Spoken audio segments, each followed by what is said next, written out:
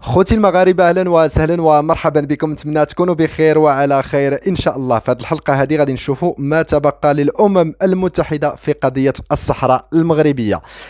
كيف راكم عارفين هاد التطورات الأخيرة، وكذلك خصوصا في هذه السنة 2020 كانت سنة سوداء للدبلوماسية الجزائرية اللي كتدافع على واحد الجبهة وهمية اللي هي جبهة البوليساريو، اللي كتقول بأن جبهة البوليساريو هو الممثل الوحيد للشعب الصحراوي. وهذاك الشيء راح المغرب بينوا بأن الشعب الصحراوي عنده ممثلين مغاربة مشرحين اللي الناس صوتوا عليهم من الصحراء المغربيه، وهما اللي كيمثلوا الشعب الصحراوي. والشعب الصحراوي هو اللي كيعيش في المدن المغربيه ديال الاقاليم الجنوبيه، وعايشين في امان وفي ازدهار وفي اندماج اقتصادي في المنطقه الجنوبيه ديال المملكه.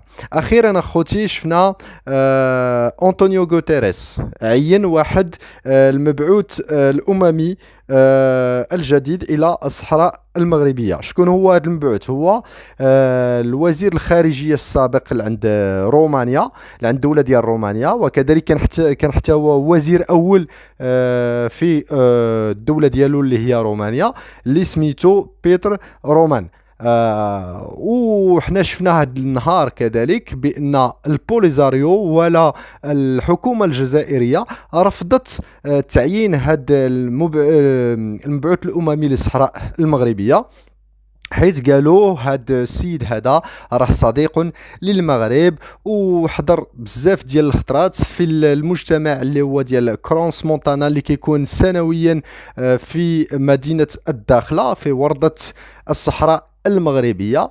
وكيقولوا بان الا كان هاد السيد هذا اللي غادي يجي يدير لنا الحل غادي يكون من طرف المملكه المغربيه، وهما رفضوا هاد الشيء هذا. المهم هاد الشيء ما كيهمناش.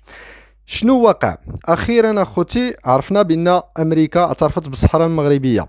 شفنا كذلك بزاف ديال التمثيليات ديال الدول في الصحراء المغربيه، وكاع هاد الدول هادو اللي فتحوا القنصليات ديالهم في المدن ديال الاقاليم الجنوبيه، مع السي ناصر بوريطه مول المقص الذهبي، اللي الا هضرتي معاه يقول لك استنى عندي واحد القنصليه مفتحها واني جاي. المهم القنصليات كاع اللي تفتحوا كاع هاد الدول هادو اعترفوا بمغربيه الصحراء. ما كتجيش تحل قنصليه في الاقاليم الجنوبيه بدون ما تمضي بانك الدوله ديالك معترفه بمغربيه الصحراء قانونيا. هذه بلا ما نهضروا عليها.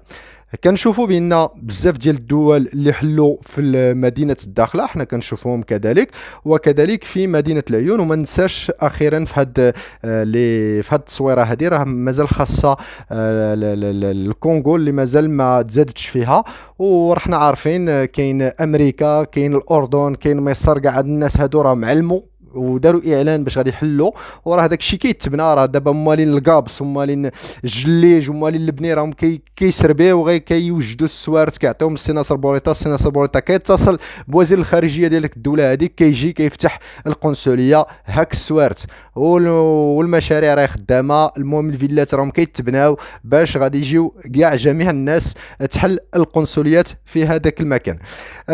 نزيدوا اخوتي، شفنا اعتراف ديال امريكا، شفنا القنصليات باعتراف ديال جميع داك الدول اللي حلوا القنصليات، ومازال كيتزادوا هاد الناس هادو.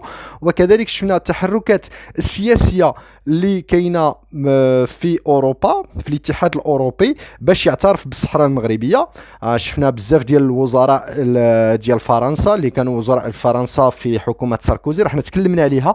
وكذلك شفنا جميع اللوبيات ديال المغرب اللي كيتحركوا باش يكون اعتراف من عند الدول ديال الاتحاد الاوروبي. اما غادي تكون اعتراف من الاتحاد الاوروبي، شفنا بعض الدول خرجوا من داك المنطقه هذيك اللي بحال اسبانيا اللي ما باغياش، وشي دول اخرى اللي مازالين حيت عندهم واحد المشكل ديال المصالح ديالهم اللي ما غاديش يبقى عندهم واحد الوزن ديال الدرك ديال الضغط سمحوا لي على على المغرب في التفاوض في هذوك الملفات ديال الاقتصاد. وحنا شفنا بان المغرب بهذا الاعتراف ديال امريكا غادي يحرر كاع المنطقه ديال المغرب الكبير من الاحتلال الاقتصادي الاوروبي، وكذلك من بعد شي دول اخرى، حيت ما بقاش النزاع ديال الصحراء غادي نوليو كنتفاوضوا على كاع داك التبادل الاقتصادي بين الدول كيكون رابح 100%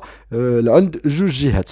وشفنا كذلك بان البرلمان الاوروبي راه البوليزاريو فقد خسر كاع داك الناس اللي كانوا كيدعموه، بزاف ديال الاحزاب اللي كانوا مدعمينه تما مشاو ما بغاوش يدافعوا على واحد القضيه اللي هي خاسره، وواحد القضيه اللي غادي تجيب لهم مشاكل غدا. شفنا كذلك بان البرلمان الاوروبي وكذلك بان بزاف ديال الدول في المجتمع الدولي كامل باغيين يقيدوا، باغيين ينصفوا هاد البوليزاريو كجبهه ارهابيه مسلحه. وراني فهمت لكم علاش شنو وقع في الحلقه اللي فاتت، سيروا تفرجوا فيها شنو غادي يوقع الى البوليزاريو كانت مجموعه ارهابيه، وشنو غادي يوقع عند الحكام الجزائريين وكذا وكذا. الملف ديال الصحراء غادي يتقاضى غير الى قرروا بان البوليزاريو جبهه ارهابيه، صافي تسالى الكلام جمعنا وطوينا.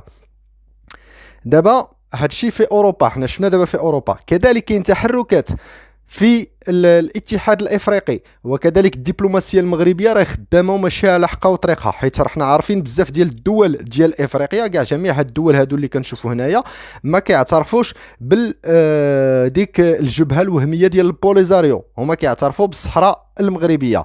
ودابا راهم اكثر من 24 دوله، رحنا وصلنا لعند اكثر من نص، تقريبا نص ديال الدول ديال افريقيا، خصنا مازال واحد جوج ولا ثلاثه الدول باش غادي نطلبوا الطرد لديك الجبهه اللي ما كيخصهاش تكون تما، ما عندها لا وطن، ما عندها لا اراضي، ما عندها حتى شي حاجه، ومدخرين هذاك الوقت بداك الفلوس ديال البترول ديال الجزائر اللي كانوا رشاو بها بزاف ديال الحكام ديال افريقيا باش دخلوها في الاتحاد الافريقي، وهي ما عندها ما دار تما، حيت كيخصها تكون دوله بسيادتها، وهي ما عندها حتى شي سياده، وما راهم في مخيمات تندوف داخل الجزائر وداخلين تما كجبهه، وكيقولوا زعما راهي دوله، وهي ما راهيش دوله، حيت الدوله راهي تحت السياده ديال المغرب، الاراضي تحت السياده ديال المغرب، وهما راهم تحت السياده ديال الجنرالات الكبرانات ديال فرنسا. المهم الدبلوماسيه المغربيه راه كتجري باش تطردهم من عند الاتحاد الافريقي.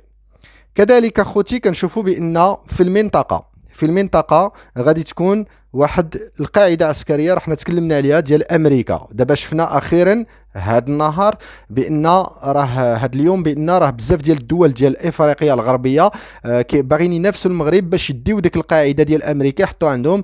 كنتكلم مثلا على السنغال، على اصدقائنا ديال السنغال اللي باغيين ديك القاعده تكون عندهم، زعما كيقولوا لهم حنا ها الاراضي ديالنا، ها المنطقه ديالنا، زعما تكونوا قراب، غتكونوا في وسط المنطقه كذا كذا. شفنا بان هاد القاعده عسكريه غادي تكون مهمه، والمغرب هو اللي اعلن بها في الاول، وما غاديش يطلق من هاد القضيه، حيت حنا كيخصنا رحنا شفنا التحالف بين المغرب وامريكا، وكذلك قضيه الاسلحه وقضيه التدريب ديال الجيش الوطني من الاسلحه الجديده. من كتكون عندك قاعده سور بلاس كتجيب داك الماتيريال سور بلاس وكتدرب عليهم سور بلاس.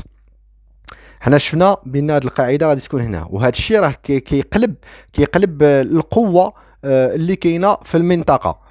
كنشوفوا دوله عظمى، اقوى دوله معترفه بمغربيه الصحراء وغتستالي في الصحراء المغربيه. ديك الساعتين نقولوا للجزائر الا بغات تجي تاكل العصا مرحبا بها. دابا كنشوفوا بان هاد المينورسو اللي مصيفطينها باش دير زعما الاستفتاء في القضيه ديال الصحراء، راه شفناها ما دارت لا استفتاء لا والو. شفنا كاع جميع القرارات اللي خرجوا من الامم المتحده ما خرجوا والو، وكاع القضيه ديال الاستفتاء دفنت هذه سنين. من عام 2007 ما بقيناش كنهضروا كاع على الاستفتاء في القضيه ديال الصحراء. ملي المغرب اقترح حكم ذاتي تحت سيادته، صافي القضيه ديال الاستفتاء ما كايناش. علاش؟ حيت كنشوفوا اللي مازال متمسك بهذه القضيه ديال تقرير المصير والاستفتاء هما الجنرالات الكبرانات ديال فرنسا، الجنرالات ديال الجزائر اللي هما كبرانات ديال فرنسا، وكذلك الحكومه الجزائريه. اش كنشوفوا بان هاد المخيمات ديال تندوف راهم في الجزائر، هاد الناس هادو راهم في الجزائر، هاد الناس اللي كيقول لك هما راهم لاجئين وخصهم يديروا تقرير المصير ما بغاوش يديروا لهم الاحصاء. كاع داك الناس هادوك المحتجزين، حنا كنسميهم محتجزين وراهم محتجزين تما، راهم مبلعين عليهم، لو كان يفتحوا لهم راه ما يبقى حتى شي واحد تما، كلشي غادي يدخل للمغرب.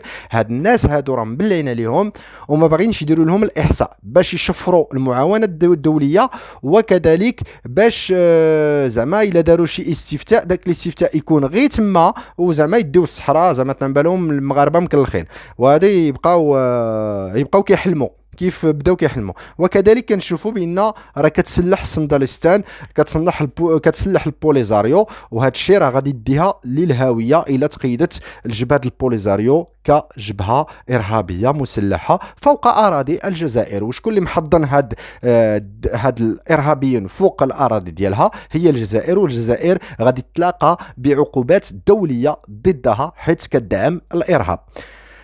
نزيدوا اش بقى عند مجلس الامن. مجلس الامن ما غادي يبقى من غادي كل شيء، هذا الشيء غادي يتحقق ان شاء الله. راه الدبلوماسيه المغربيه راه خدامه في افريقيا، في اوروبا، في عالميا. المهم راه حنا خدامين في جميع المجالات باش غادي نحيو هاد البوليزاريو وهاد الحلم ديال الجزائر اللي بغات دير لنا هذا المشكل وتقسم المغرب وتحطم المغرب. الدوله المغربيه نسات بان الدوله المغربيه عندها 13 قرن، وبان الدوله المغربيه عندها دبلوماسيه من ذو قرون، وهذا الشيء ما يقدروش عليه. واش دولة اللي خلقت في 62 غادي تقارن مع شي دولة اللي عندها 12 قرن؟ كنشوفوا بان الدبلوماسية المغربية في امريكا بحال عمر هلال، كذلك كنشوفوا السي ناصر بوريطة وزير الخارجية والتعاون، ما خلاو لعند الدبلوماسية الجزائرية، ردوها كعاهرة العالم اللي كتدافع على ولدها غير شرعي اللي هو البوليزاريو. شكرا لكم على المتابعة اخوتي، والامم المتحدة ما غادي يتبعوا، غادي يقرروا في التالي الا الصحراء مغربية. صافي هادشي اللي كاين وتسالى الكلام. شكرا لكم والى اللقاء في حلقة قادمة ان شاء الله.